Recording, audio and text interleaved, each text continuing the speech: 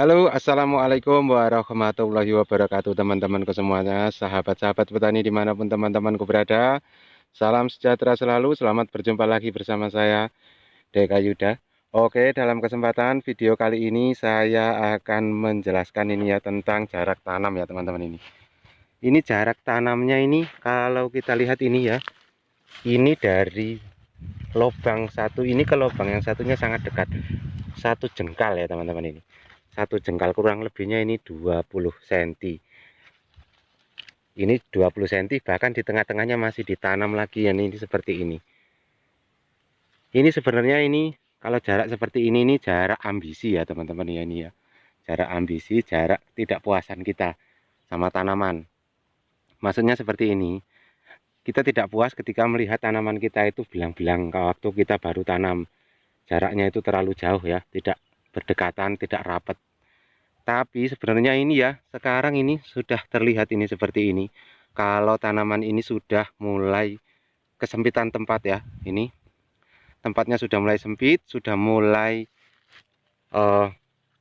kurang sempurna. Ini tingginya juga ini. Terus ada yang malah seperti ini teman-teman ini. Ini kalau kita lihat, ini ada yang akhirnya cuma tinggi seperti ini. Ini belum keluar cabang tinggi seperti itu.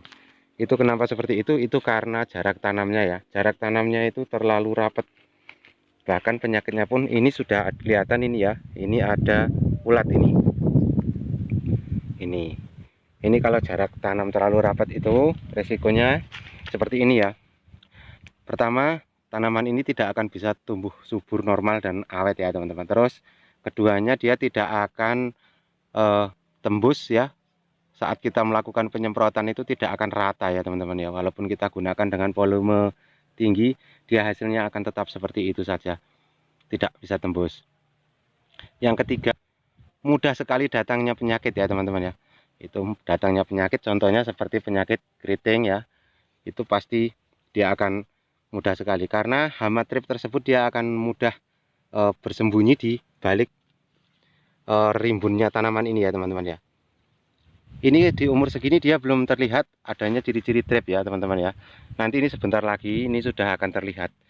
Dan ini masa-masa dia mulai akan terkena yang namanya keriting, itu masa-masa seperti ini ya. Masa-masa dia keluar cabang, keluar bunga seperti ini.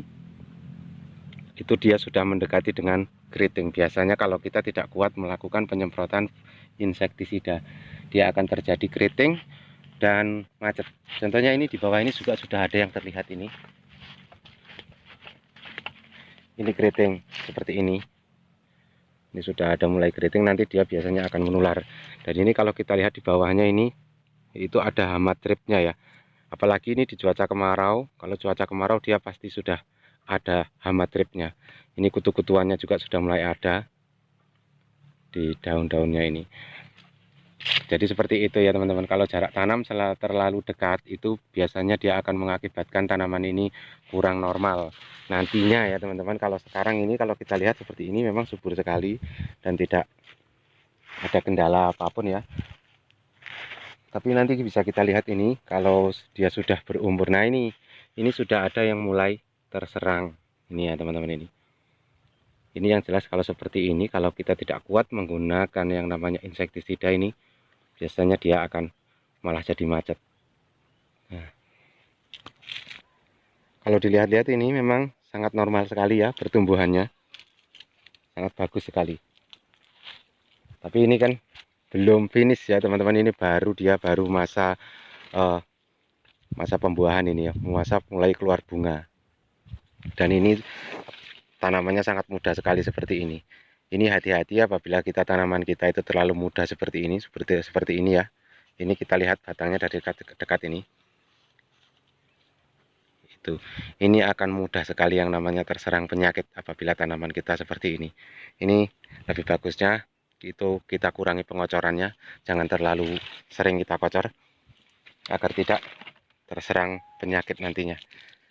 Nih,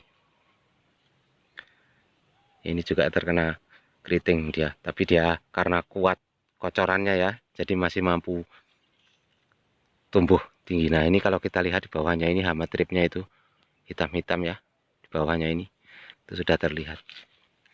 Itu membasmi itu bisa menggunakan demolis ya, atau insektisida berbahan aktif abamectin, banyak pokoknya macam-macam obatnya ya teman-teman ya, supaya tanaman ini keritingnya itu hilang.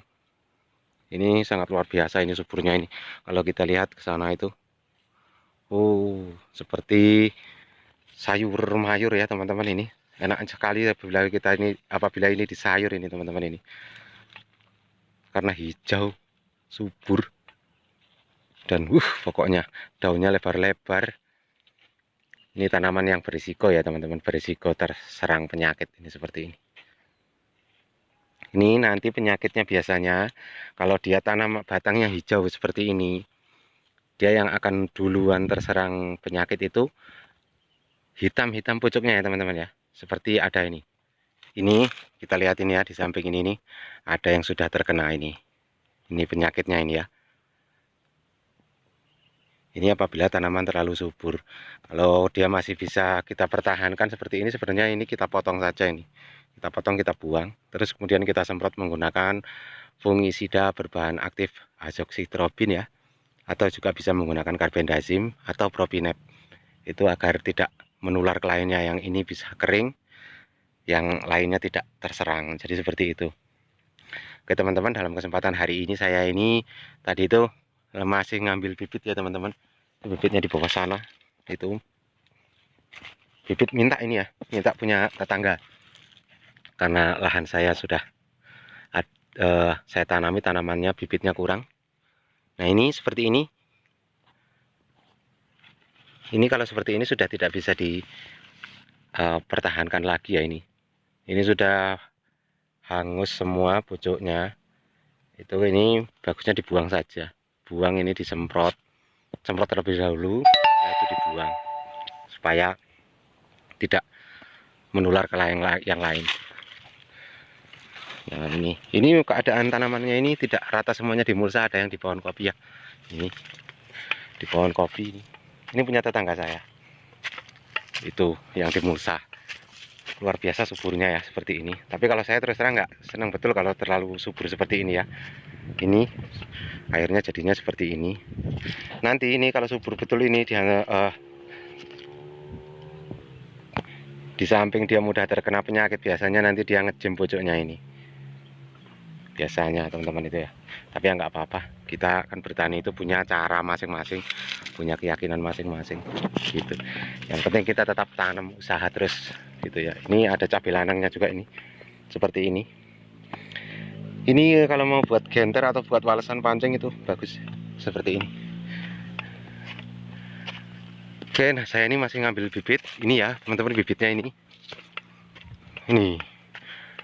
bibitnya pun orang yang ditanamnya sudah sebesar ini bibitnya sisanya seperti ini saya ambil, mau saya tanam tempat saya nanti di sana. Saya tadi kebetulan lewat di sini, senang sekali lihat tanaman ini seperti sayuran bayam, bikin ngiler pokoknya kalau dilihat-lihat. Siapa yang nggak kepingin punya tanaman cabai seperti ini? Oke teman-teman, sekian dan terima kasih dari saya. Assalamualaikum warahmatullahi wabarakatuh. Salam petani cabai di seluruh tanah air. Terima kasih yang selalu mendukung setia channel DK Yuda ini. Sekian dan terima kasih. Assalamualaikum warahmatullahi wabarakatuh.